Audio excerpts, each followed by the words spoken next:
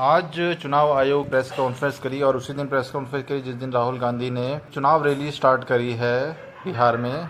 वो तो एक कोइंसिडेंस माना जाएगा, बट चुनाव आयोग की प्रेस कॉन्फ्रेंस में जो लोगों ने सवाल करे, जो हमारे पत्रकारों ने सवाल करे, उसमें से मुझे मैं उनके जवाब अगर ढूंढने की कोशिश करूँ तो मुझे एक भी जवाब समझ नहीं आया। पूरी कॉन्फ्रेंस ही समझ में नहीं आई कि भाई ये क्या था, ये डायलॉगबाजी चल रही थी, क्या चल रहा था। कहीं पर भी ऐसा लग रहा है कि वो सवाल देने का जवाब, बल्कि ऐसा लगा कि वो भाषण देने आ रखे हैं, एक बीजेपी के भाषण, एक प्रवक्ता की तरह वो बात करने आ रखे हैं। वो कहीं पर भी किसी भी सवाल का जवाब नहीं दे रहे थे और इतने बराबर मुंह पे झूठ बोल रहे थे कि वहाँ के जो पत्रकार लोग बैठे थे वो साफ समझ गए कि भैया ज़्यादा पूछने का कोई फ़ायदा नहीं है, उनको जवाब उनका नहीं मिलेगा। उसमें से कुछ क्वेश्चंस मैं आपको देता हूँ।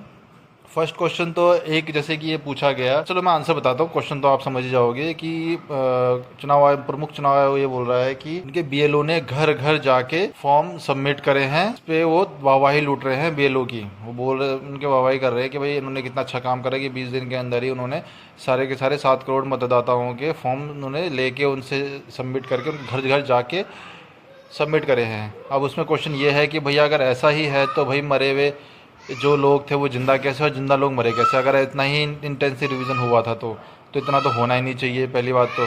दूसरा ये कि हमने अजीत अंजुम की जो ग्राउंड रिपोर्ट थी उस पर देखा कि साफ साफ पता लगा कि किस तरीके से बीएलओ एक ही जगह पर बैठ के धड़ाधड़ वोटरों के बिहाफ पर साइन कर रहे हैं और उनके बिहाफ पर फॉर्म सबमिट कर रहे हैं। कोई घर नहीं जा रहा, कोई भी बीएलओ नहीं पहुंच पा रहा, क्योंकि उन पर प्रेशर था कि इसे जितनी जल्दी हो सके उतना उसे फॉर्म को सबमिट करना है। यानी कि बैकएंड पे जो खेल चल रहा है वो चल रहा है।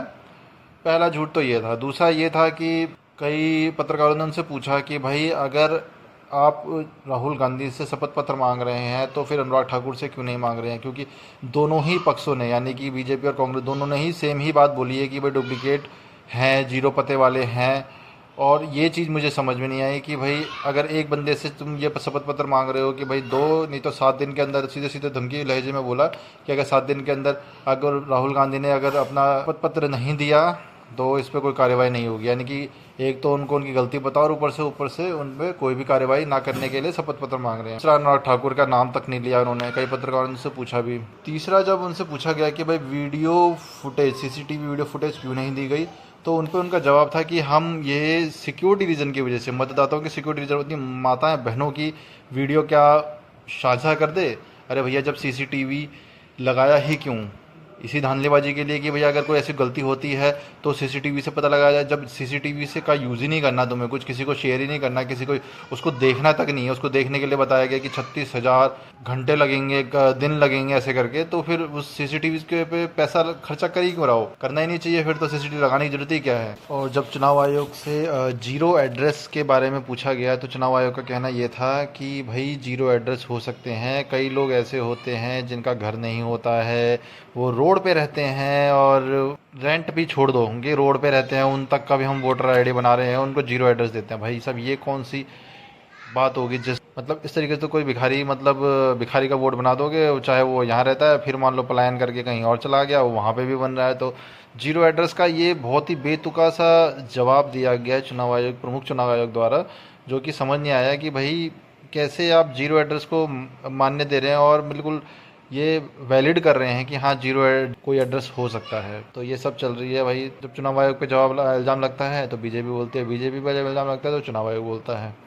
तो यही बस एक दूसरे का बच बचाव कर रहे हैं। कोई भी अपनी गलती मान नहीं रहा है, कोई भी ये नहीं कह रहा है कि चलो हम ये प्रक्रिया में कमी है, इसे सुधारा जाएगा, इसे डिजिटलाइज किया जाएगा। डिजिटल इंडिया कहने का सिर्फ नाम है हमारा, बस उससे कोई पालन नहीं करना। आज भी सब कागज़ों में काम चल रहा है और मुंह पे आंख डाल के झूठ बोला जा रहा है। और जो कि लोग वहाँ पे पत्रकार लोग थे वो भी पढ़े लिखे पत्रकार हैं, जो कि इतना सब देख दाख के आए हैं, वो भी हंस रहे होंगे चुनाव आयोग के ऐसे आंसर्स को देख के। धन्यवाद।